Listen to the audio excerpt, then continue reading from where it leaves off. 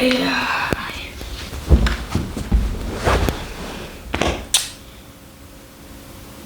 dneska si urobím trochu inak, ako to býva väčšinou. Ja si tento mikrofón asi vezmem krásne do ruky. Nech to je predsa trošku uvoľnenejšie.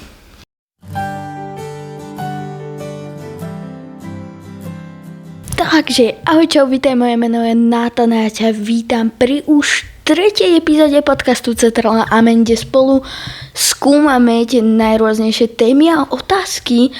No a ako dnešnú tému som pre zmenu vybral niečo, čo sa spomína celkom často, ale je to natoľko dôležitá téma, že predsa som sa ju rozhodol vybrať, a to je odpustenie.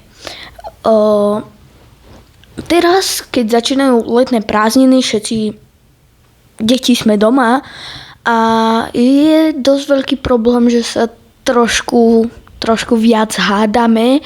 No a pri hádkach je veľmi náročné odpustiť, ale zároveň je to veľmi dôležité. Čo to podľa teba znamená odpustiť niekomu? Ale teraz nechcem len hovoriť do vetra a poviem to takto. Základná vec je, že Pán Ježiš nám prikazuje odpúšťať si a dokonca nám odpustil všetky hriechy tým, že za nás zomrel na kríži. Chcel som toto dať hneď na začiatok, lebo je to vlastne priamy zmysel odpúšťania a Pán Boh nám týmto ukázal, ako to máme robiť. No a teraz na to slovo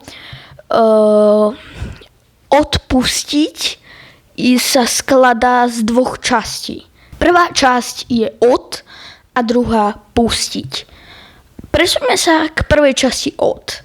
Od je predložka, ktorú používame celkom často, napríklad od letiska, od domu, od lekára, odletieť, odomknúť. Proste strašne často ju používame. Teraz som sa cítila ako v škole, čo počas prázdnin není vôbec dobré. Ale toto slovo v základe znamená niečo, že niečo dávaš od niečoho iného, že niečo oddeľuješ, že nejaké dve veci od seba vzdialuješ. No a tu sa presunieme k druhému slovu a tým je pustiť. Toto slovo sa tiež dá využiť v najrôznejších situáciách a znamená jednoducho to, že máš niečo nechať ďalej, niečo ďalej neriešiť, že to máš nechať tak. A keď tieto dve slova spojíme, vznikne nám absolútne krásna vec, ktorú nám Boh daroval, a to je odpustiť. Odpustiť je náročné v častých situáciách pre veľa ľudí. A čo sa stane, keď proste neodpustím? Keď sa budem hnevať na toho druhého. No najhoršie na tom celom je, že ten druhý často ani nemusí vedieť o tom, že sa na neho hneváš. On o tom vôbec nemusí mať potuchy, lebo on to môže brať ako bežnú vec, pritom tebe to mohlo ublížiť. No a to je tá najhoršia vec, čo sa ti môže stať.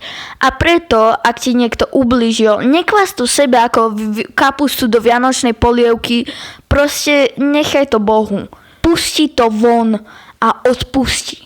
Čo to znamená teda odpustiť? To, že máš, keď ti niekto ublíži, pustiť od seba a prenechať to Bohu, alebo to v sebe budeš kvasiť ako kapustu do vianočnej kapustnice. Ďakujem, že si pozrel túto 3. epizódu podcastu Centrálna Amen.